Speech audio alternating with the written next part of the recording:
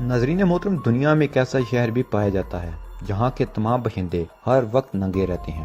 جی ہاں، بچے، بوڑھے، عورتیں، لڑکیاں سب ننگے رہتے ہیں۔ یقیناً آپ سوچ رہے ہوں گے کہ میں کسی افریقی ملک کی بات کر رہا ہوں یا پھر کسی جنگلی قبیلے کی جو نئی ترقی یافتہ دنیا سے واقف نہیں ہے، اس لیے آج تک پرانے طریقوں سے زندگی گزارے ہیں اور اس لیے وہ ننگے رہتے ہیں۔ لیکن دوستو، ایسا نہیں ہے۔ یہ لوگ کسی آدیواسی طبقے سے تعلق نہیں رکھتے، یہ افریقہ کے صحراؤں کے باشندے بھی نہیں، یہ بھارت کے ناگا یا جینی سادھو بھی نہیں ہیں، یہ جاہل اور ان پڑھ گنوار طبقے سے تعلق نہیں رکھتے، بلکہ آج کی مہذب دنیا کے باشندے ہیں اور پڑھے لکھے ہیں، نیز امریکہ، یورپ اور آسٹریلیا کے مہذب باشندے ہیں۔ آج ہم آپ کو اس شہر کا نام بھی بتائیں گے اور اس سوچ کے بارے میں کہ وہ ننگے کیوں رہتے ہیں مفید معلومات سے آگاہ کریں گے۔ ناظرین محترم، آپ سوچ رہے ہوں گے کہ اتنے پڑھے لکھے طبقے سے تعلق رکھنے والے لوگ آخر اتنے بے شرم کام میں کیوں ملوث ہیں؟ یہ نیچرزم کا نظریہ کیا ہے؟ دنیا میں پہلی بار فرانس میں 1778 عیسوی میں اس خیال نے جنم لیا کہ انسان کو فطرت پرست ہونا چاہیے۔ یہ ان انسانوں کی سوچ تھی جو شہری زندگی کی ہلچل سے عاجز آ چکے تھے اور ایک فطری زندگی گزارنا چاہتے تھے۔ ایسے کچھ لوگوں نے ایک فطری ماحول میں جینا شروع کیا۔ وہ پیڑوں، پودوں اور مظاہر فطرت کے ساتھ رہنا پسند کرتے تھے۔ انہی میں کچھ لوگوں نے مزید فطری زندگی گزارنے کے ارادے سے ننگے رہنا شروع کر دیا۔ اس سوچ کو تو ابتدا میں کچھ خاص قبولیت نہیں حاصل ہوئی، مگر جیسے جیسے انسان زیادہ ہلچل بھری اور تناؤ سے پر زندگی گزارنے کا عادی ہوا، اسے اس زندگی سے فرار کی چاہت بھی اسی قدر زیادہ ہوتی گئی اور اس نظریے کو فروغ ملنے لگا کہ آدمی کو جانوروں کی طرح ہی ایک قدرتی ماحول میں جینا چاہیے، نیز اسے ویسا ہی ہونا چاہیے جیسا کہ اسے خدا نے دنیا میں بھیجا تھا۔ اس سوچ نے نیچرزم یا نیوڈزم کو جنم دیا، جسے ہم اردو میں فطرت پرستی یا اوریانیت پرستی کہہ سکتے ہیں۔ نیچرزم کی اصطلاح پہلی بار 1778 عیسوی میں فرانس میں استعمال ہوئی۔ اب ہم آپ کو ننگوں کے شہر لیے چلتے ہیں۔ اس شہر کا نام کیپ ڈی ایج ہے، جو فرانس کے ساحلی شہر مونٹ پیلیئر کے قریب واقع ہے۔ دنیا میں اور بھی اس نوع کی جگہیں ہیں، مگر اسے دنیا کا سب سے بڑا ننگوں کا شہر قرار دیا جاتا ہے۔ کیپ ڈی ایج ساحل سمندر پر واقع ہے اور ہر سال گرمیوں میں 50,000 سے زائد سیاح یہاں آتے ہیں، جنہیں اس شہر میں داخل ہونے سے قبل ہی کپڑے اتارنے پڑتے ہیں۔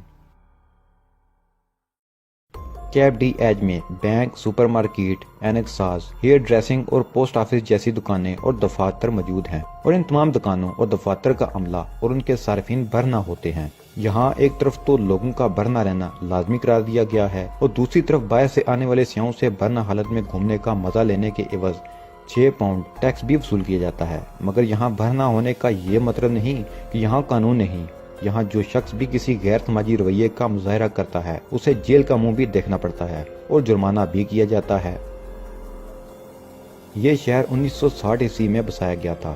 برطانوی اخبار کی رپورٹ کے مطابق یہاں آنے والے سیاح اس کی تعریف کرتے نہیں تھکتے اور اسے دنیا کی بہترین جگہ قرار دیتے ہیں۔ دنیا میں نیچرسٹ کتنی تعداد میں ہیں، اس متعلق کوئی ٹھوس معلومات دستیاب نہیں ہیں، البتہ انٹرنیٹ پر ان کی تعداد 40 ملین تک بتائی گئی ہے، جو مشکوک ہی لگتی ہے۔ انٹرنیٹ پر موجود معلومات کے مطابق امریکہ کی 0.1% آبادی نیچرسٹ ہے۔ اس سروے کے مطابق ان میں 54% ریپبلکن پارٹی کے حامی ہیں، جبکہ 45% ڈیموکریٹ ہیں اور 1% آزادانہ سیاسی سوچ رکھتے ہیں۔ اوریانیت پرستوں میں جاہل اور ان پڑھ لوگ بالکل نہیں ہیں، ان میں بیشتر افراد بہت زیادہ پڑھے لکھے ہیں۔ یہ قانون ساز ہیں، قانون داں ہیں، جج ہیں، پروفیسر ہیں، انجینئر ہیں، سرکاری آفیسر، الیکٹریشین، پلمبر اور ٹرک ڈرائیور بھی ہیں۔ دوستو، اوریانیت پرستوں کے عقائد تو عجیب و غریب ہیں ہی، ساتھ میں ان کی منطق اور دلائل بھی عجیب ہیں۔ نیچرزم یا نیوڈزم کے ماننے والے عام طور پر عیسائی ہوتے ہیں، مگر ان میں 1% یہودی بھی ہیں۔ ان کا ماننا ہے کہ انسان اس دنیا میں ننگا آتا ہے۔ پیدا ہونے والے بچے کے جسم پر کوئی لباس نہیں ہوتا، لہذا انسان کی فطری حالت یہی ہے اور اسے اسی حالت میں ہونا چاہیے۔ آدم و حوا کو اللہ نے ننگا پیدا کیا اور انہیں اسی حالت میں زمین پر اتارا۔ اسی طرح عیسیٰ کو جب سولی دی گئی تو وہ بے لباس تھے، نیز جب وہ دوبارہ اپنی قبر سے زندہ ہو کر باہر آئے تو اپنا کفن قبر میں ہی چھوڑ آئے تھے۔ ننگے رہنے والے ان لوگوں کی دلیل ہے عیسائیت کے ابتدائی 1000 برس تک لوگ چرچ میں بھر نہ جاتے تھے، لہذا عیسائی دھرم کے ماننے والوں کی اصلی حالت یہی ہے، اور تعجب اس میں نہیں ہونا چاہیے کہ ایک عیسائی ننگا رہتا ہے، بلکہ تعجب اس میں ہونا چاہیے کہ ایک عیسائی کپڑے پہنتا ہے۔ یہ فرقہ کرسمس سے ایک دن پہلے خاص طور پر جمع ہوتا ہے اور اپنی اوریانیت کی فضیلت میں تقریریں کرتا ہے۔ اس فرقے کا ماننا ہے کہ انسان ایک دوسرے کی عزت اس کے لباس کے بنیاد پر کرتا ہے، مگر یہ غلط ہے۔ لوگوں کو ایک دوسرے کا احترام اس کی شخصیت اور انسانیت کی بنیاد پر کرنا چاہیے۔